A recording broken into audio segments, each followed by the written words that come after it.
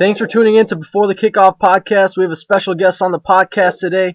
He's a tight end out of the University of Georgia, and he's projected to be one of the first tight ends drafted in April's NFL draft. Orson Charles, thanks for taking your time to be on our podcast. Thank you for having me. So now that you've gone through your combine and pro day workouts, which part of those workouts would you want to take back and redo? To tell you, I wouldn't want to take anything back. I definitely enjoyed the whole process. I definitely enjoyed the whole combine. You know, going back and, looking at it and thinking about it, it was just a dream come true. Growing up as a little kid, you always said, I want to go to the NFL combine. I want to meet such and such coach. And, going to the combine, meeting all the coaches you see on TV, and then, competing with guys that you always watch on Saturdays after your game, it was just definitely a whole dream come true. And I thank God for, putting me in a great situation.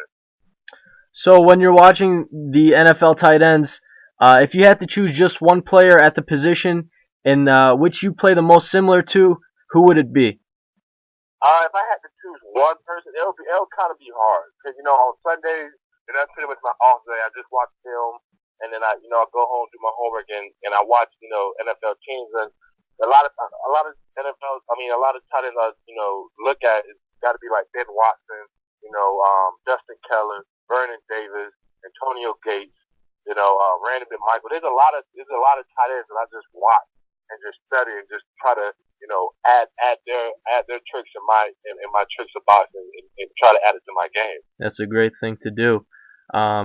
Many people have you as a top 3 tight end in this draft. What separates you from Kobe Fleener and Dwayne Allen as the number 1 tight end? Well, to tell you the truth, we all are similar, and then definitely made us different. I feel like they're very talented, because if they wasn't talented, they wouldn't be in the situation that they are. But to separate us, I feel like at Georgia you have to block. Like any tight end that came out of Georgia, that was the number 1 goal. And then when I first stepped foot on Georgia campus, Coach Lilly said, and Coach Bobo said, you're not going to play at the UGA unless you learn how to block. So I definitely took that to heart, and I definitely focused on blocking.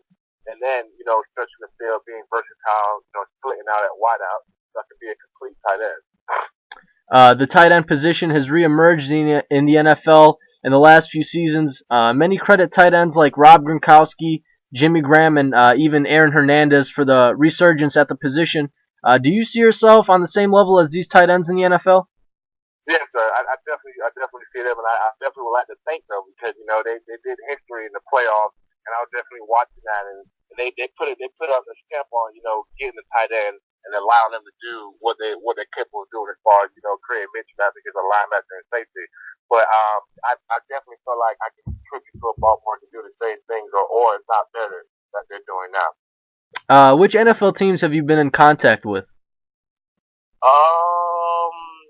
At the combine, I met with like 11 teams the first night, 12 the second, and then when we first got there, teams was pulling me left and right just to get to know me. But from there, it varies from probably around 5 or 10.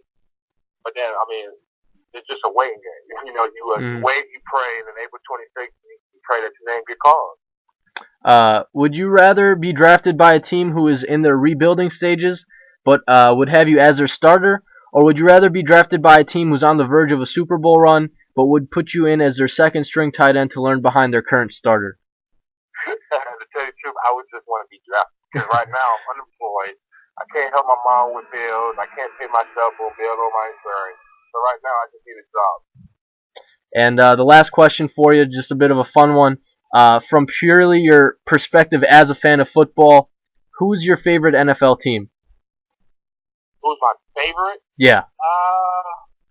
It's kind of hard to pinpoint down to my favorite. I know I grew up like one of the first, NFL games I grew up watching with the Bucks. Definitely watched the Super Bowl run with, Michael Clay, Warren Sapp, Ronnie Barber, and all those great players. But it's kind of hard to just pinpoint one favorite team. Okay. Well, Orson, man, that's all we really have for you. We appreciate you taking your time out to be on the podcast. Thank you for having me again. No problem.